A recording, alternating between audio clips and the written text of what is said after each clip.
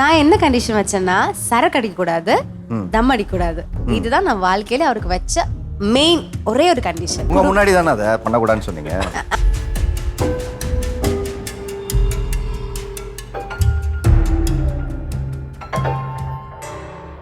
நான் என்ன கண்டிஷன் போட்டேன்னா, எங்கள் வீட்டில் மொத்தம் 9 பேர், குறைஞ்சது 6 குழந்தைகளாவது பெற்றுக்கிடணும். இதெல்லாம் இந்த காலத்தில் கேட்கறதுக்கே இங்கே உட்காந்து பேசுறவங்களாம் கேட்கும்போது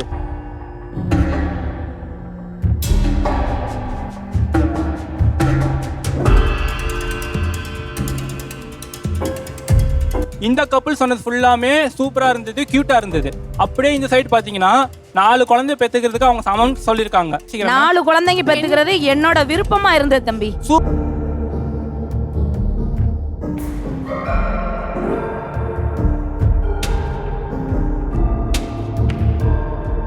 என்னென்ன கண்டிஷன்லாம் அவங்க போடுறாங்க. ஃபர்ஸ்ட் எங்கள்கிட்ட பொண்ணோட அப்பா பேசுறது, நீங்க கல்யாணம் பண்ணோடனே தனியா போயிடணும். எனக்கு 10 லட்ச ரூபா தேவைப்படுது. 10 லட்ச ரூபா நீங்க கொடுத்தீங்கன்னா என் பொண்ணை கல்யாணம் பண்ணிக்கலாம். என்ன சொன்னீங்க? ஒரு 10 லட்ச ரூபா கொடுத்து அந்த பொண்ணை கூட்டிட்டு வந்தா அந்த பொண்ணோட மனநிலை எப்படி இருக்குன்னு நான் யோசிச்சு பார்த்தேன். அது ரொம்ப ரொம்ப தப்பு.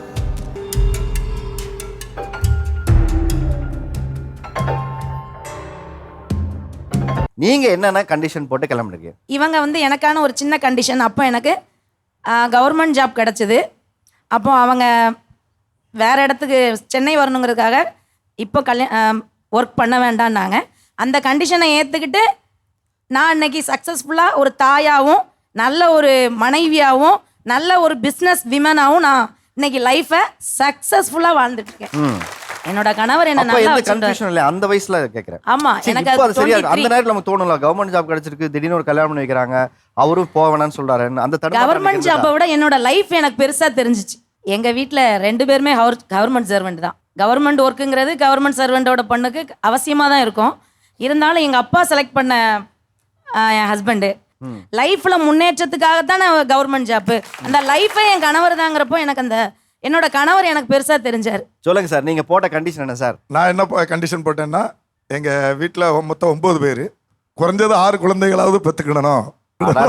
இதெல்லாம் இந்த காலத்துல கேட்கறதுக்கே இங்கே உட்காந்து பேசுறவங்களாம் கேட்கும்போது ஒன்னே போதுங்க, கண்ணே கண்ணுன்னு எங்க வீட்டுக்காரர் இருக்காரு, எங்க வீட்டுக்காரங்க நாங்களே போதுங்கன்னு சொன்னது போய் 6 பேர் குழந்தை பெற்றுக்கணும்னு சொன்னது உண்மையிலே பெரிய விஷயமா இருக்கு. வீட்டில் எண்ணிக்கை நிறையா இருந்தால் தான் சொந்த பந்தங்கள், உறவினர்கள் வருங்காலங்களில் அவங்களுக்கு சப்போர்ட்டாக இருக்க முடியும். சொந்த பந்த வீட்டுக்கெல்லாம் போறதில்ல, நம்மளே நிறைய சொந்தங்களை உருவாக்கணும் முடியும்.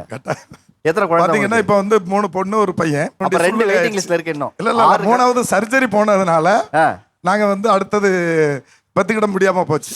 ஓகே. ஆமா, குழந்தைகள் நிறைய இன்னும் பெத்துக்கிட்டு எங்க அப்பா அம்மா மாதிரி பெரிய குடும்பமா வாழணுங்கிறத என்னோட ஆசை. அவங்க சொன்ன மாதிரி குழந்தை கூட இன்னும் பெற்றுக்கலாம், சி செக்ஷன் பண்ணதுனால பெற்றுக்கல முடியல. ஆனால் ஆக்சுவலி நானும் காலேஜ்லாம் படிக்கும்போது 2 குழந்தை தான் பெற்றுக்கணும்னு நினச்சேன். அவங்களோட விருப்பம் எனக்கு சரியாக தான் பட்டுச்சு. அதனால் 4 குழந்தைங்க பெற்றுட்ருக்கேன். சிசேரியன் பண்ணலைன்னா இன்னும் கூட பெற்றிருப்பேன். இந்த கப்புள் சொன்னது ஃபுல்லாமே சூப்பரா இருந்தது, கியூட்டா இருந்தது. அப்படியே இந்த சைடு பாத்தீங்கன்னா 4 குழந்தை பெத்துக்கிறதுக்கு அவங்க சமம் சொல்லிருக்காங்க. 4 குழந்தைங்க பெத்துக்கிறது என்னோட விருப்பமா இருந்தது தம்பி. சூப்பர் மேம், உங்க விருப்பம் தான். அது நீங்க ஒத்துக்குனீங்கல. அது ஆணாதிக்கம் நீங்க எப்படி சொல்லலாம்? உங்க ஹஸ்பண்ட் பாலிஸ்டா ஆணாதிக்கம் பண்ணிருக்காரு சார். அப்படிதான் நான் பாக்குறேன். அப்படிதான் பாக்குறேன். அவரோட கருத்து தம்பி. மியூச்சுவலா இருக்கிறதுல நம்ம விமர்சனம் சொல்ல முடியாதப்பா. அவங்களுக்கும் தேவை, அவருக்கும் தேவைங்கிறதுல மியூச்சுவல் இல்ல. சொல்லுங்க பிரதர், என்னெல்லாம் கண்டிஷன் போட்டு கல்யாணம்? நான் வச்ச ஒரே கண்டிஷன் என்னன்னா, அவங்க அப்பா அம்மா எங்க அப்பா அம்மா எல்லாரும் சேர்ந்து ஒரே வீட்டுல இருக்கணும். ஏன்னா கூட்டு குடும்பமா இருக்கணும். கூட்டு குடும்பமா இருக்கணும். ஏன்னா நானும் எங்க அப்பா அம்மா கூட தனிமையே இருந்து அப்படியே. நீங்க வச்ச கண்டிஷன் தானா? நான் வச்ச கண்டிஷன் தான். நானும் அவங்களும் ஒரு 10 வருஷம் லவ் பண்ணோம். இப்ப கல்யாணம் ஆகி ஒரு 3 வருஷம் ஆச்சு. தாய் மாமா பொண்ணு தான். அதனால குடும்ப சண்டைனால எல்லாரும் பிரிஞ்சுட்டாங்க. பிரிஞ்சுனா கொஞ்சம் தனிமையா அவங்க ரொம்ப டச் இல்லாம ஆயிட்டாங்க. அப்ப எங்க ஃபேமிலி தனியாயிருச்சு. அவங்க அப்ப எனக்கு என்ன ஆசை இருந்துச்சுன்னா, நம்ம இருந்த எல்லாரும் ஒரே வீட்டுல இருக்கணும். எங்க அக்கா, இவங்க அக்கா அம்மா, இவங்க அப்பா அம்மா எல்லாரும் சேர்ந்து ஒரே வீட்டுல இருக்கணும். இது ஒரு கண்டிஷன் போட்டீங்க இல்லையா? ஒன்னா இருக்கணும் எல்லாரும் சேர்ந்து. நீங்க சொல்லும் போது அவங்க அந்த கண்டிஷனுக்கு அன்னைக்கு என்ன ஒத்துக்கிட்டாங்களா? என்ன அன்னைக்கு அவங்க சொன்னது இதுதான் நானும் உங்ககிட்ட சொல்லணும்னு ஃபீல் பண்ணேன். நீங்க பதில் கண்டிஷன் ஏதாவது வச்சாங்களா? பதில் கண்டிஷன் அவங்க நிறைய கண்டிஷன் வைப்பாங்க. அதுதான். அப்ப அதை அவங்ககிட்ட கேட்டுருவோம். அவங்க கிட்ட கேளுங்க, கொடுங்க. நான் என்ன கண்டிஷன் வச்சேன்னா சரக்கு அடிக்க கூடாது, தம் அடிக்க கூடாது. இதுதான் நான் வாழ்க்கையில அவருக்கு வச்ச மெயின் ஒரே ஒரு கண்டிஷன். உங்க முன்னாடி தானே அதை பண்ணக்கூடாதுன்னு சொன்னீங்க. பசங்களோட மனநல தெரியும்ல. இல்ல சார், இதெல்லாம் முன்னாடி செய்யக்கூடாது. கரெக்டாமா? இல்ல இல்ல. ஆமா. இப்போ இந்த சரக்கு தம்மனால நான் நிறைய பேரோட குடும்பம் இழந்து நான் பார்த்துருக்கேன் சார். Okay. நிறைய எக்கச்சக்கமான. ஸோ அதனாலேயே குடும்பம் இல்லாமல் போனதுன்னு கூட நான் பார்த்துருக்கேன். ஸோ என்ன காரணத்தை கொண்டும் நமக்கு வந்து அது வேண்டாம், சரக்கு தம்மு நம்ம வாழ்க்கையில் வேண்டாம் அப்படின்ட்டு ஃபர்ஸ்டே சொல்லிட்டேன் சார். அதனால இப்போ வந்து மாற்றுப்பாருல்ல, அது வேணா சேஞ்ச் பண்ணுவார்ல, அதனால நான் ஒரு வீடியோ கூட ரெக்கார்ட் பண்ணி வச்சுட்டேன் சார். எல்லா வீட்லையும் இப்படி தான் நடக்குது. சத்தியெல்லாம் சும்மா வீட்டுக்குள்ளே ரூமுக்குள்ளே பண்ணால் அவங்க அது பண்ண மாட்டாங்க. ஸோ இப்போ ஃப்ரெண்ட்ஸ் சொன்னாங்களா? நானே இல்லாம போயிருவேன், நீ இதெல்லாம் பண்ணா நானே இருக்காது அப்படிங்கும்போது கண்டிப்பா நம்மள தானே பிடிக்கும், அவருக்கு லவ் நம்மள தானே பண்றாரு. ஸோ அதனால நம்ம வந்து நானே குதிச்சிருவேன், நானே இல்லாம போயிருவேன் நீங்க இதெல்லாம் பண்ணீங்கன்னா அப்படின்னு சொல்லிட்டேன். அப்புறம் சத்தியம் எல்லாம் வாங்கினேன். ஸோ எனக்கு ஏதாவது ஆனா அவருக்கு தாங்காது. ஸோ அதனால ஒத்துக்கிட்டாரு. அந்த ஒரு கண்டிஷன். வேற கண்டிஷன் வச்சிங்களா? வேற வந்துட்டு ஒரு கண்டிஷன் வச்சேன். நான் வந்து கல்யாணம் ஆன உடனே குழந்தை பெற்றுக்க மாட்டேன் அப்படின்னு சொல்லிச்சு. எனக்கு குழந்தை வேணும், பிடிக்கும், ஆனால் கொஞ்ச நாள் எனக்கு டைம் வேணும். ஏன்னா நான் பிஸ்னஸ் பண்ணணும், சம்பாதிக்கணும், அவர் தனியாக கஷ்டப்படக்கூடாது, 2 பேரும் ஒட்டுக்கா முன்னேறணுங்கிறதுக்காக நான் டைம் கேட்டேன்னா அந்த டைம் கொடுத்துட்டாரு. அந்த 2 கண்டிஷன் நான் வச்சேன், அவ்வளோதான். Very nice. தேங்க்யூ. சொல்லுங்கம்மா, நீங்க என்னென்ன கண்டிஷன் போட்டு கல்யாணம் பண்ணீங்க? பெரிய குடும்பம், 4 அண்ணன் 2 அக்கா, பொருளாதார ரீதியாக ரொம்ப பாதிக்கப்பட்ட குடும்பம் எங்கள் குடும்பம். சின்ன வயசுலேருந்தே பார்த்தீங்கன்னா எதுக்கு எடுத்தாலும் எங்கள் குடும்பத்தில் சண்டை வரும் சார். உளவல் ரீதியாக நான் ரொம்ப பாதிக்கப்பட்டேன் அந்த சண்டையினால். அதுக்கப்புறம் தான் நான் என்ன முடிவு பண்ணேன், அப்புறம் எங்கள் அண்ணன் எல்லாரும் கல்யாணம் பண்ணாங்க, அவங்களும் இதே மாதிரி ஏதாவது ஒரு காரணத்தில் சண்டை போட்டுக்கிட்டே இருந்தாங்க. ஸோ இந்த சின்ன வயசுல எப்படியே சண்டையினால் பாதிக்கப்பட்டதுனால என்னாச்சு அப்படின்னு பார்த்தீங்கன்னா, வரப்போட பொண்டாட்டியை தான் வச்சு தான் இந்த குடும்பத்தை மாற்றணும் அப்படின்னு சொல்லிட்டு என் பொண்டாட்டிக்கிட்ட நான் ஒரே ஒரு வாக்குறுதி தான் கேட்டேன், நீ வந்து இந்த குடும்பத்தை மாற்றணும், சண்டை இல்லாத ஒரு குடும்பமாக இந்த குடும்பத்தை மாற்ற வேண்டியது உன்னோட கடமை, இதே என்ன வாழ்நாள் பூரா நீ செய்யணும், குடும்ப ஒற்றுமை என்னைக்குமே பாதிக்கப்படக்கூடாது, அதுக்கு நீ எந்த அளவுக்கு வேணாலும் தியாகம் பண்ணிக்கோ, ஆனால் ஒற்றுமையாக தான் அந்த குடும்பம் இருக்கணும் அப்படின்னு சொல்லிட்டு ஒரு கண்டிஷனை போட்டேன். ஓகே. ஸோ அந்த ஒற்றுமை இன்னை வரைக்கும் பார்த்துக்கிட்டு இருக்காங்க. அதே மாதிரி 2வது கண்டிஷன் என்ன சொன்னேன் அப்படின்னா, ஊர்காவலன் படத்தில் தலைவர் பார்த்துருப்பீங்க, ரஜினி வந்து என்ன பண்ணுவார்னா, ராதிகா மேடம் வந்து காலையில் 2 மணிக்கு எழுப்பி இட்லி எல்லாம் கொடுத்து டீ எல்லாம் கொடுப்பாங்க பார்த்தீங்களா, இட்லி வச்சு ஒரு பொட்டு வச்சு. இதனாலேயே நான் பாதிக்கப்பட்டேன். ஏன் அப்படின்னா, சின்ன வயசுல எங்க அம்மா எந்திரிச்சு எருமாடி டீ குடி அப்படின்னு சொல்லுவாங்க.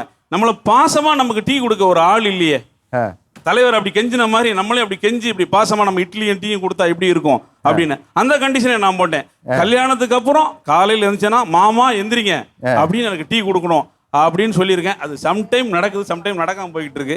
ஆனா ஒருபடி மேல போய் இப்ப நான் டீ போட்டு கொடுத்துட்டு இருக்கேன். சார் இவங்க சொல்றதெல்லாம் கண்டிஷனாவே இல்ல, இது நார்மலா எதிர்பார்ப்புல தான் இருக்கு. இது பரஸ்பரம் எதிர்பார்ப்புகள், கண்டிஷன் கிடையாது. கவர்மெண்ட் ஜாப் போறோம் அப்படின்னா ஒரு கண்டிஷன் இருக்கும், 10th பாஸ் பண்ணிருக்கணும், டிஎன்பிஎஸ்சி எக்ஸாம் எழுதணும், ரேங்க் வரணும், இதுதான் பேசிக் கண்டிஷன். இது எல்லா இடத்துலயும் கல்யாணத்துலயும் இது பொருந்தும். ஆனா அந்த வேலைக்கு போறதுக்கு நீங்க ஒரு 5 லட்சம் கேட்குறீங்க, 10 லட்சம் கேட்குறீங்கன்னு ஒரு கண்டிஷன் வருது பாத்தீங்களா, அதை தான் நாங்கள் கண்டிஷன் சொல்றோம். நீங்க நார்மலா இருக்கிற கிரிட்டீரியெல்லாம் கண்டிஷன் சொல்லிட்டு வெளியில இது தெரியாம ஒரு விஷயம் நடந்துட்டு இருக்கு. ஒரு பேசிக்கா ஒரு கண்டிஷன் போடுறீங்க, எங்களுக்கு இது இருந்தா தான் நாங்க செய்வோம்.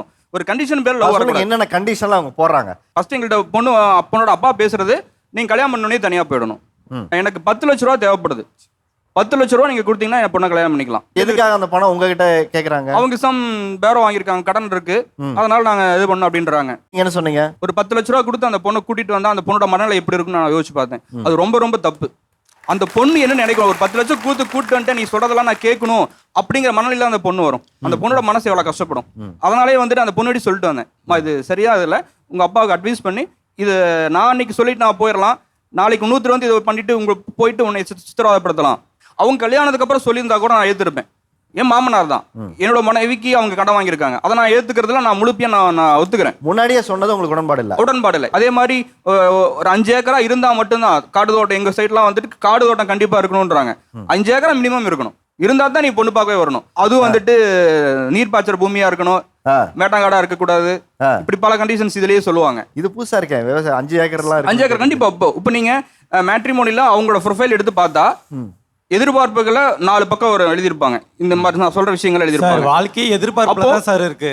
அப்போ எதிர்பார்ப்புல தான் இருக்கு. இல்ல எதிர்பார்ப்புங்கிறது கண்டிஷன் பேர் நீங்க சொல்லக்கூடாது. நீங்க சொன்னீங்க ஃபர்ஸ்ட் பேசினப்ப 5 வருஷம் தான் அந்த லைஃப் இருக்கும் கண்டிஷன் போட்டா அப்படினீங்க. எனக்கு 5 வருஷம் ஆச்சு கல்யாணம் பண்ணி, 2 பிள்ளைங்களாச்சு, எனக்கு ஒரு பேக்ரவுண்டும் கிடையாது. நீங்க என்ன கண்டிஷன் போட்டீங்க? என்ன கண்டிஷன்? கண்டிஷன் என்னோட ஃபேமிலியை பார்க்கணும். அது இல்ல எல்லாரும் பாத்துக்கறதா. ஃபேமிலி பாத்துக்கணும். நீங்க ஒய்ஃபோட ஃபேமிலி பாத்துக்கணும், ஒய்ஃபுக்கு ஃபேமிலி பாத்துக்கணும்.